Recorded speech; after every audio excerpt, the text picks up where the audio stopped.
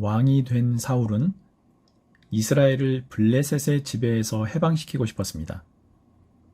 그래서 아들 요나단에게 블레셋의 수비대를 공격하게 하지요.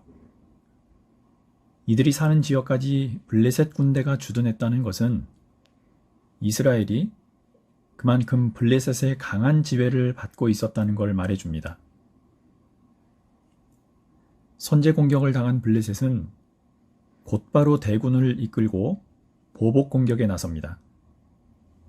상대의 군사력을 확인한 이스라엘 군사들은 겁을 먹고 산과 들, 동굴이나 바위 틈으로 도망치는 병력이 많아졌습니다.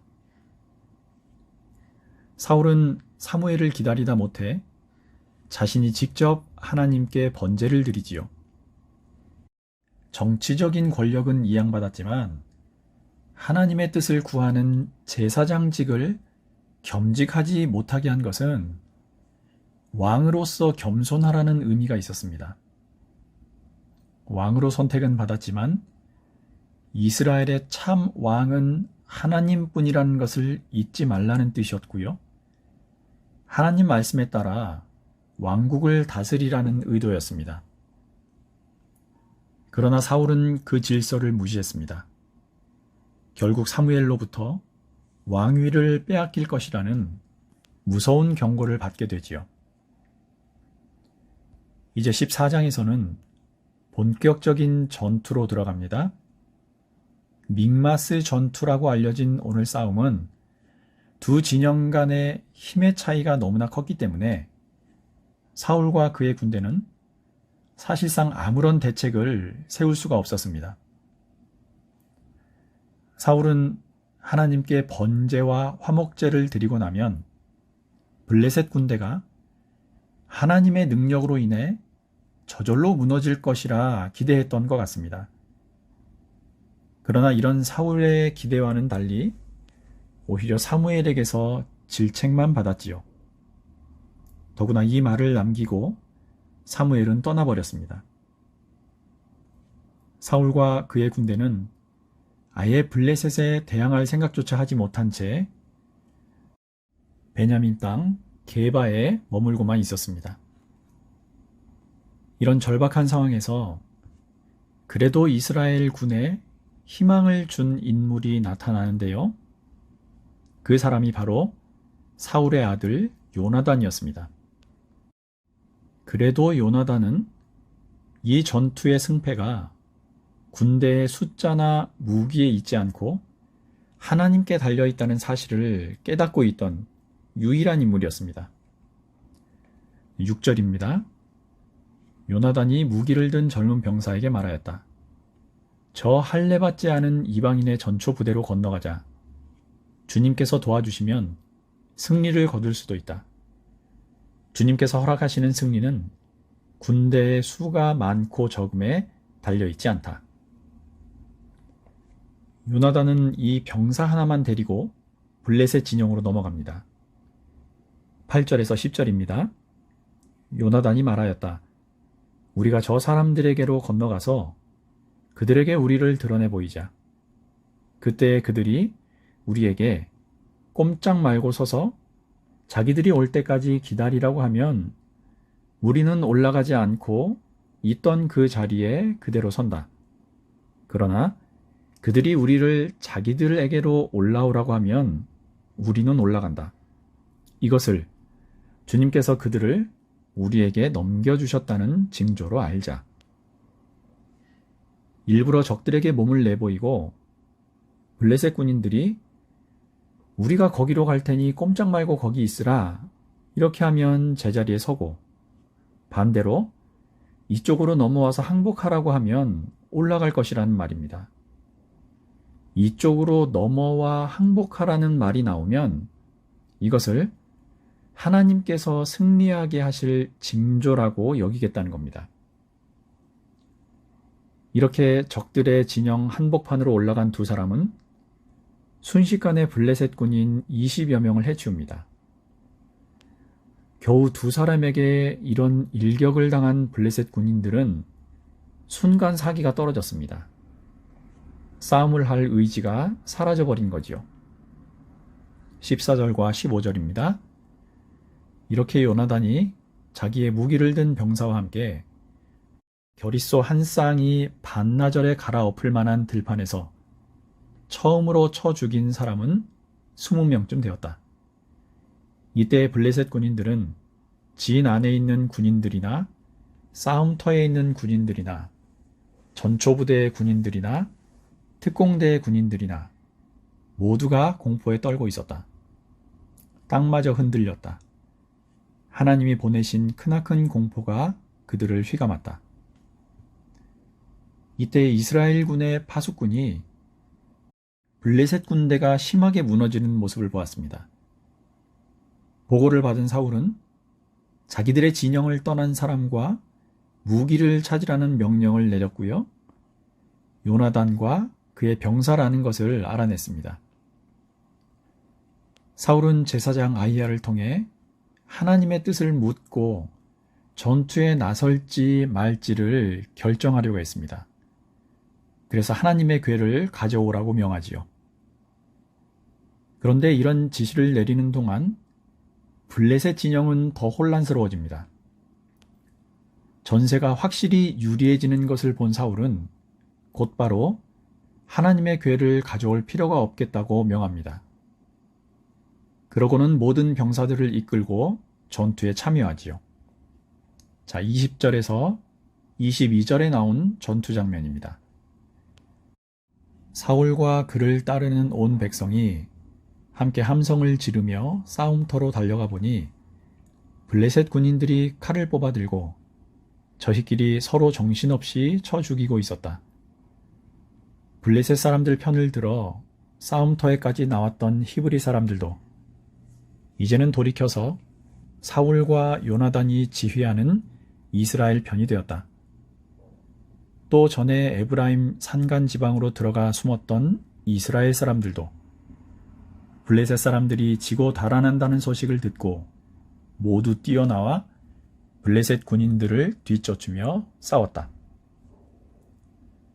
사울이 도착해보니 블레셋 군사들이 자기들끼리 서로 죽고 죽이고 있었습니다. 자, 이런 전투 장면은 하나님께서 이스라엘을 전쟁에서 승리로 이끄시기 위한 전형적인 전투 모습입니다.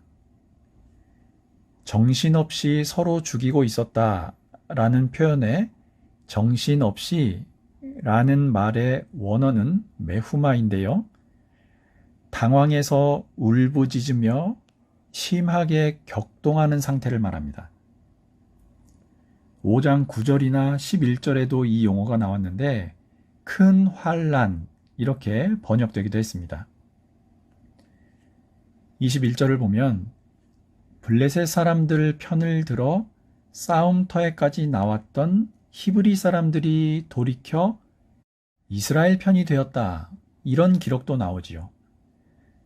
이들은 아마도 블레셋 사람의 부대에 편성되어 싸우던 용병 또는 징용된 군사들이었을 겁니다.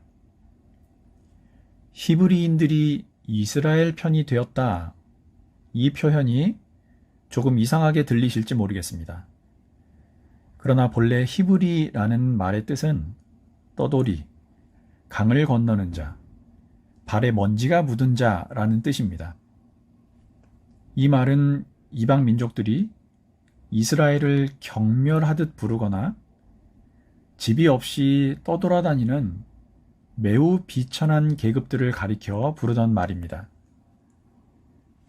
이들이 다른 민족들이었는지 아니면 이스라엘 사람들 중에 징용이 되었던 이들인지는 확실하지 않지만 70인역에 이들이 되돌아섰다라는 표현을 사용한 걸로 보면 아마도 강제로 징집당했던 이스라엘 사람들이었을 가능성에 조금 더 무게가 실립니다.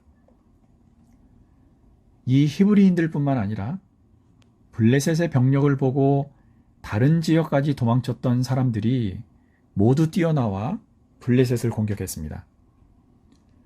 그리고 이 전투가 끝난 후 사무엘서 기자는 이런 평가를 내렸습니다. 23절입니다. 그날 주님께서 이렇게 이스라엘을 구원하셨다. 전쟁은 베다웬 너머에까지 번졌다. 그런데 이런 승리를 거둔 후에 사울은 이해할 수 없는 명령을 내립니다. 온 군사들에게 내가 오늘 저녁에 적군에게 원수를 다 갚을 때까지 아무것도 먹지 마라. 무엇이라도 먹는 사람은 누구든지 처형을 당할 것이다. 이렇게 명령한 겁니다. 적들을 조금이라도 더 빨리, 더 많이 없애겠다는 의지의 표현이지만 이런 왕의 명령 때문에 모든 군인들이 결국 아무것도 먹지 못한 채 싸움만 해야 했습니다. 그때 그 명령을 듣지 못한 요나단이 숲에 꿀이 있는 것을 보고 막대기에 찍어 빨아먹었습니다. 그 모습을 바라본 병사 하나가 뒤늦게 사울의 명령을 요나단에게 전했습니다. 자, 이 말을 들은 요나단이 탄식하는 모습입니다. 29절과 30절입니다. 그러자 요나단이 탄식하였다. 나의 아버지께서 이 나라를 어렵게 만드셨구나. 생각하여 보아라. 이 꿀을 조금 찍어서 맛만 보았는데도 눈이 번쩍 뜨이고 생기가 넘치는데 오늘 우리 군인들이 적에게서 빼앗은 것을 먹고 싶은 대로 먹었더라면 얼마나 더 좋았겠느냐. 그랬더라면 블레셋 사람들을 더 많이 죽이지 않았겠느냐. 결국 아무것도 먹지 못한 채 적군을 추격만 하는 강행군에 병사들은 거의 탈진 상태가 되어버립니다. 그리고 배고픔을 못 이긴 병사들은 약탈한 짐승들을 잡아 핏째로 고기를 먹습니다. 이런 병사들의 상태를 보고받은 사울은 더 이상 백성들이 죄를 짓게 하지 말라면서 큰 돌을 가져다가 제단을 만듭니다. 그리고 그 위에서 짐승을 잡아먹게 하지요. 고기를 핏째 먹는다는 것은 하나님께 죄를 짓는 행위였기 때문입니다. 이 사울이 했던 말 중에 주님께 범죄하지 않도록 하라. 이 구절의 원문에 나타난 어감을 보면 사울이 범죄의 주체를 백성들에게 돌리고 있다는 것이 드러납니다. 백성들이 허기진 상태로 죄를 짓게 한 것은 사울 자신의 명령 때문이었는데도 스스로는 돌아보지 않고 백성들만 탓하고 있는 겁니다. 자, 사울은 여기에서 더 나갑니다.